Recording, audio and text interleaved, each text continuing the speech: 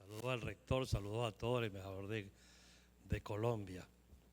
Yo al principio, porque el acto se llama Soberanía, Democracia y Paz, y siempre he tenido como condición que cuando decido tomar una decisión, siempre la mantengo. Y voy a irme un poquito al tema de la historia, porque en una oportunidad, creo que fue el gobierno de Lucinchi, con el respeto aquí y la presencia del embajador de Colombia, el Estado colombiano nos colocó el Calda en el Golfo de Venezuela. Y en ese momento yo era, bueno, siempre hemos militado más hacia el lado izquierdo, como dice Milei, los zurdos, que de alguna manera estábamos en contra de aquel gobierno, porque muchos de los que estamos aquí estábamos en contra de ese gobierno, pero simplemente dijimos que íbamos a defender la soberanía nacional. Y voy a ser enfático y claro en el sentido de que yo no comparto ni acepto que los Estados Unidos nos hayan colocado en el Mar Caribe una fragata y hayan, aparte de eso, han asesinado a hombres en una balsita, en un barquito, en un peñero, y un acto totalmente asimétrico. Con eso, en el tema de la soberanía, así también digo, si es la soberanía nacional, bueno, también tenemos que defender la soberanía popular. O sea, el respeto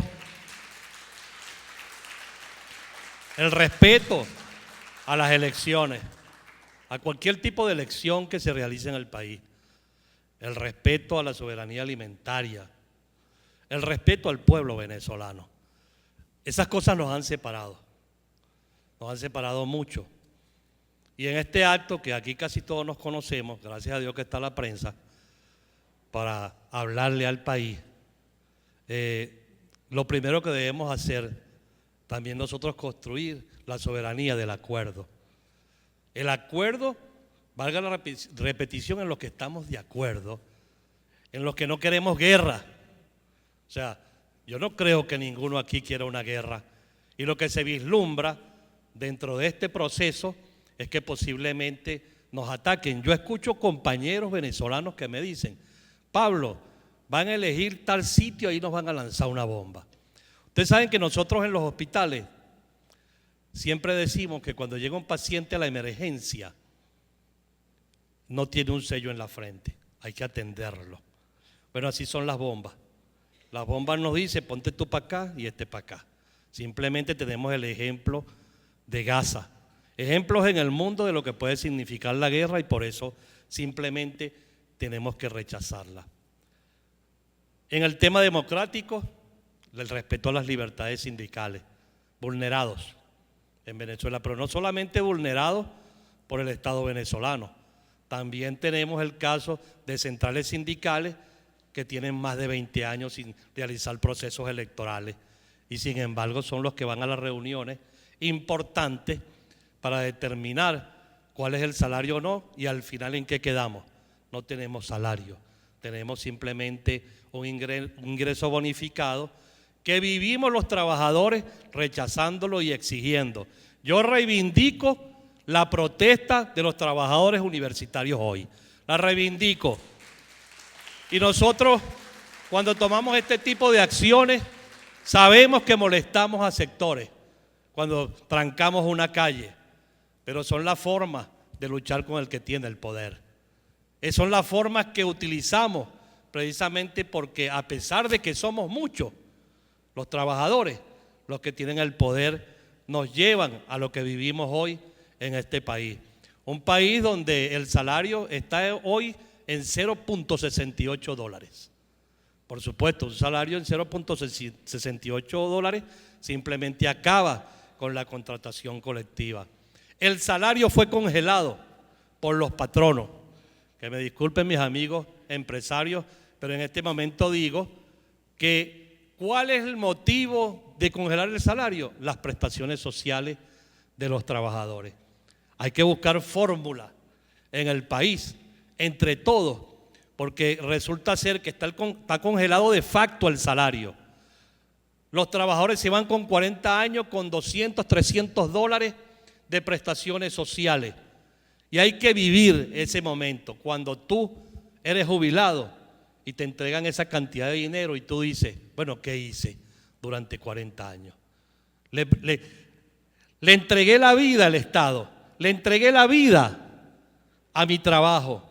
Nosotros los trabajadores hospitalarios nos jubilamos entre 35 y 45 años para no llevarnos nada. En este momento está sucediendo eso. Y sin embargo, con todas esas vicisitudes, los trabajadores sanitarios de este país dieron la cara en la pandemia y se logró atender con mucha fe a todo aquel que acudió a un hospital a buscar alivio a una terrible patología como era el COVID-19. La democracia significa no criminalizar el diálogo, no criminalizar la protesta, no acabar con la libertad sindical. La democracia está sostenida en la Carta Magna, en el Pacto Democrático, que aquí en Venezuela, lamentándolo mucho, cuando hablo de salario y de facto, se ha acabado prácticamente con el salario, violando la Constitución. Ese pacto se rompe. La Constitución también señala que debemos defender la soberanía. Yo reivindico el artículo 91 de la Constitución y también reivindico la soberanía nacional. El tema de la paz. Nosotros todos admiramos a Mandela. Todos hermanos, admiramos a Mandela. Y hemos visto hasta la película de Mandela. Mandela estuvo 27 años preso y logró perdonar. Mandela perdonó a sus verdugos. Mandela cambió la violencia por el voto y la paz y corrió el riesgo de que sus seguidores en un momento le reclamaran, lo criminalizaran y sin embargo pudo sostener un discurso y logró convencer a su gente de que el camino era el voto popular para llegar al poder. Mandó un solo periodo, Mandela, un solo periodo. En Venezuela hemos llegado a tanto desencuentro que si uno simplemente piensa distinto, y sobre todo en este sector, te linchan por las redes. A mí me ha pasado eso no sé cuántas veces, a Kiko, a Vladimir, a cualquiera de nosotros nos ha pasado ese linchamiento. ¿Y quién contribuye a eso? Todos sabemos quién contribuye a eso. Todos sabemos quién se ocupa de acabar con un líder o pretender acabar a través de las redes. Quizás en este momento a veces dicen hay que crear un centro político.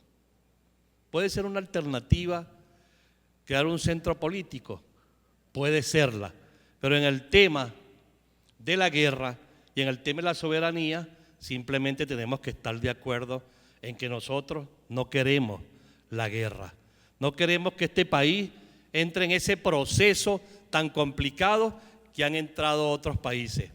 Yo estuve, por cierto, en Chile, conversé con los hijos de Patricio Aylwin. Y allá la grandeza política